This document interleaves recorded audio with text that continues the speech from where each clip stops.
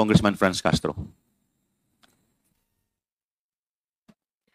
Thank you, Mr. Chair. So just a point of inquiry, Mr. Chair, kasi narinig ko kanina ng umaga that this would be the last committee hearing for this topic, no, yung tungkol sa confidential funds. So ang ibig ba sabihin, Mr. Chair, we are going to we are going to have a committee report na, Mr. Chair, after this? This will be the wrap-up committee hearing insofar as confidential fund, pero hindi pa po tayo magtatapos sa ating committee hearing. Kumbaga, year-ender lang. Sinasummarize lang po natin kung ano po mga nangyari nitong pong nakaraang 7 hearing. Yeah.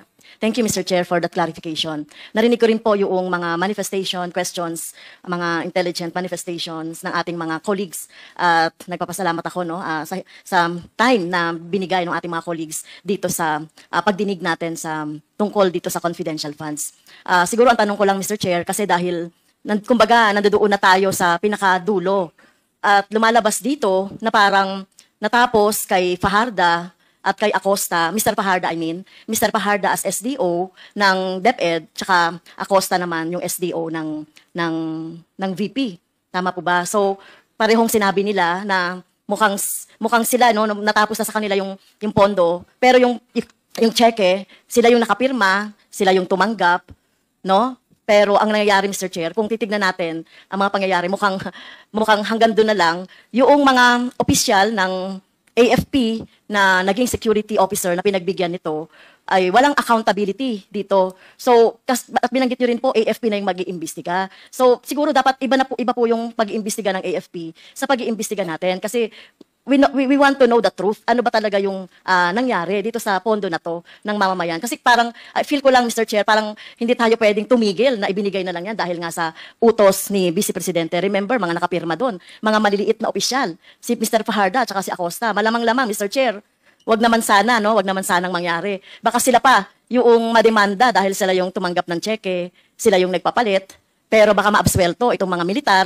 itong mga security officer na tumanggap. Kasi dito lang natin makikita in transparency, no, yung ano ba talaga nangyari doon sa pondo. Bakit nagkaroon ng mga ganitong mga gawa-gawang pangalan o recipient ng mga rewards, ng mga supplies. Meron pa nga, Mr. Chair, no, doon sa ating doon sa ating mga ebidensya.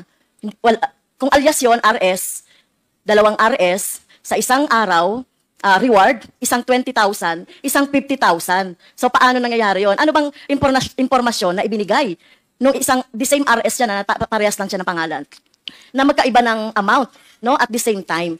Kaya ito yung dapat na ipaliwanag noong mga militar na tumanggap or pinagbigyan ni Fajarda, Mr. Fajarda, at saka ni Mr. Acosta. Ako lang, Mr. Chair, hindi lang po kasi ako na nasasapatan na ititigil na natin yung investigasyon doon kaugnay nung confidential fund. So, ano po ba ang dito arrangement? Sila na ba ang mag-iimbestiga, yung mga AFP? May time frame ba? At paano tayo makakasiguro, Mr. Chair, na magiging fair and with justice yung Remember, Mr. Chair, 612.5 million ang involved na pera dito. Kasi utos ni Vice President Sara Duterte na ibigay doon sa mga security officer. Ginawa naman ng ating mga SDO, ng DepEd at saka ng OVP. Pero kailangan makita natin dito yung pananagutan mismo ni Vice President as siya yung nakalagay po, Mr. Chair, sa JC, sa Joint Circular tungkol sa confidential fund na the most responsible po doon sa pondo. Kasi baka po, Mr. Chair, natatakot ako na baka ang lahat ng sisi ay mapunta doon sa SDO. Natingin natin, wala talaga silang kumbaga, sa conspiracy kasama sila, accessory lang sila. Pero ang may talagang pananagutan dito, sa tingin natin, ay yung Vice President katulong nung mga security officer. So yun lang, Mr. Chair, yung gusto kong maliwanagan. Bakit tinigil na natin doon? Hindi natin pinatawag yung 2 security officer na involved o yung tumanggap. Kasi wala silang band. Unlike yung ating mga SDO, wala silang karapatang tumanggap. So bakit sila tumanggap ng ganitong pera? At kapananagutan nila yan, Mr. Chair. Maraming salamat po, Congresswoman Franz Castro. Unang-una po, meron na po tayong, may mga hinahing po na impeachment proceedings sa ating Vice Presidente. At sa akin po pagkakalam, ito po ay kaugnay sa confidential fund. So ito po ay dudulugin na pag ito po ay na-refer sa Committee on Justice. So sa akin pong paniniwala, na yun na po yung, at yun din po yung mga suhestyon ng ating mga miyembro na doon po doon po tutumbukin yung investigasyon. Pangalawa po, nagsalita na rin po yung AFP na nagkakaroon na rin po sila ng internal investigation patungkol po dito sa pangyayaring ito. Kaya po mas minarapat po ng mga miyembro na ito po ay ibigay sa pamunuan ng AFP nang hindi po tayo makasagabal sa kanilang pag-iimbestiga. Ginagalang ko, Mr. Chair, no, I respect po yung desisyon ng member ng Committee on Good Government and Accountability. Pero I just would like to put on record po yung aking manifestation na ako po yung nagsiwalat ng tungkol dito sa confidential funds. So, hindi po ako kumbaga nasasapatan na matigil na doon sa AFP. Dahil alam naman natin, no, wala rin po akong tiwala na magkakaroon ng partial investigation patungo doon. Dahil alam naman natin, tauhan nila yung involved. Di ba? Tao nila yung mga involved doon. Nakita naman natin doon sa ating mga investigation na wala namang national security involved. No? Wala namang, ang involved dito, Mr. Chair, ay yung national interest ng taong bayan. Ang pondo na 612, na kagaya nga na sinasabi ni Congressman Raul Manuel, sinasabi ni Congressman Luistro, na kung nagamit ng maayos yan, na bigay natin yan sa ating mga estudyante, sa education, at pangangailangan pa ng ating mga mamamayan. So, ang tanong ko po, Mr. Chair, yung po bang investigation ng AFP, hindi na tayo involved doon. At kailan nila sasabihin po yung investigation? Kailan sila magkakaroon po ng report doon sa investigation? Kailan matatapos? Binigyan po ba natin sila ng time frame, Mr. Chair? Tayo po ay makikipag-ugnayan po sa AFP. And in addition to that, tayo po kasi ay recommendatory lamang ang po pwede po natin na gawin. We can recommend the filing of cases to airing officials, pero hindi po kasi tayo ang tagalitis.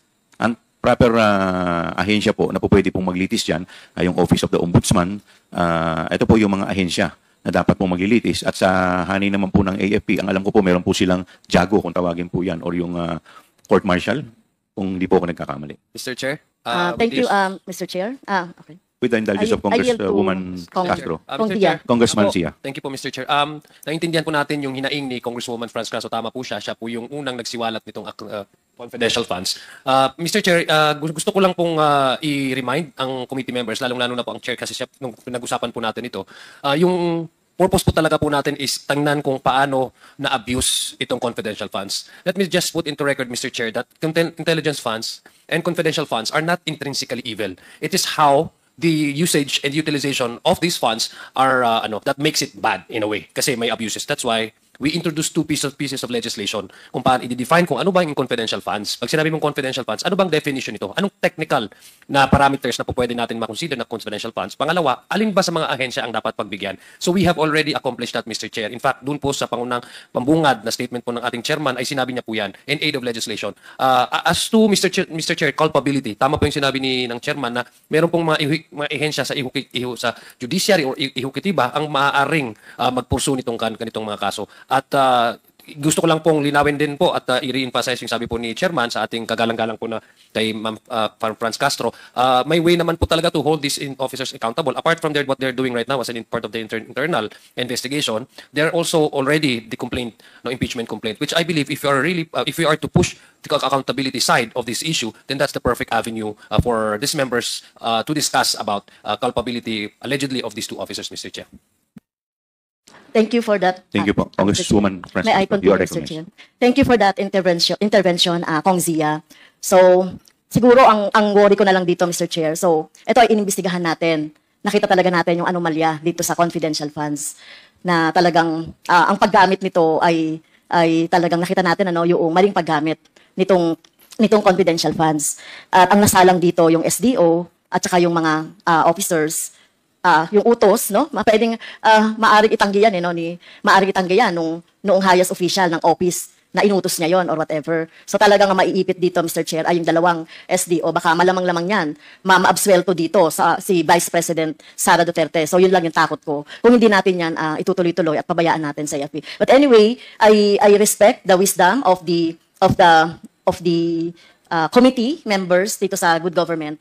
At ito ba siguro di nyo rin we can answer it or not na. So ibig sabihin itutuloy na natin ito doon sa impeachment na lang, Mr. Chair. Itong mga findings natin dito through the Justice Committee na lang ba? Sa ngayon po wala pa yatang gumagalaw sa impeachment no? Hindi pa naman ito na i-refer sa Justice Committee, no? narinig ko kayo kanina, sinabi nyo, we have no time na for this impeachment. Kaya nag-aalala lang po ako na hindi natin mapapanagot si Sara Duterte dito sa kalokohan na ginawa niya sa confidential fund kasama ng mga binanggit na mga security at ilan pang mga kakonspire niya sa Office of the Vice President and the Department of Education. And one last manifestation. Since Mr. Chair, pinag-uusapan natin dito yung confidential funds. 2023 pa, Mr. Chair, nakapag-submit na ang Makabayan Block composed of Representative Raul Manuel, myself, and Representative Arlene Brosas, ng dalawa pong legislative measures related to confidential funds. Yung una nga po ay yung pag-iimbestiga ng confidential funds, hindi lang po sa Office of the Vice President. Lahat po ng confidential funds ng mga agency na nabigyan ng confidential funds. Kasi kung nangyayari ito sa Office of the Vice President, malamang, no? Ako, tinitignan ko rin na may mga maling paggamit din. Pero hypothesis lang yun, Mr. Chair. But anyway, may dalawa po, no, yung inihain natin.